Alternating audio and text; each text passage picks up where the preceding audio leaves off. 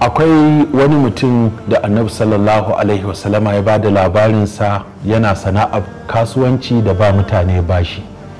Sannan sai ya tara yaransa ya ce to ina so ku zagaya wajen duk wanda nake bi bashi ku ce masa in ba shi da hali na yafe masa.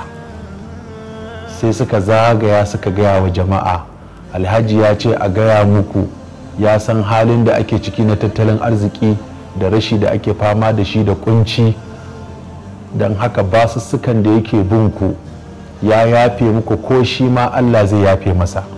sai Allah ta'ala ya ce wa mala'iku ku duba bawana ya yi wa bayina afuwa, ya yi wa bayina rahama, ya yi wa bayina jin kai, to ku zama shaida ni ma duk abin da ya aikata min na yafe masa, na yi masa afuwa, na ji kansa, domin ni ne mafi cancanta da na nuna tausayi, ni ne mafi cancanta da ne afuwa, ni ne mafi cancanta da ne rangwame.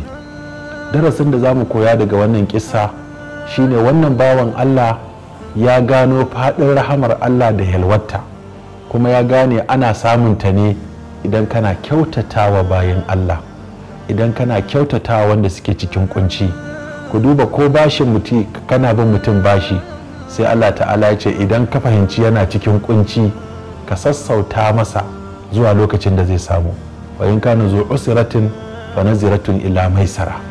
kun ga ashe tunda Allah ya nemi a sassautawa wani, shi wannan bawan Allah ya yi aikin sassautawa da aikin tausayi da aikin rahama da aikin jin kai, sai Allah ta'ala ya bashi aljanna sakamakon haka.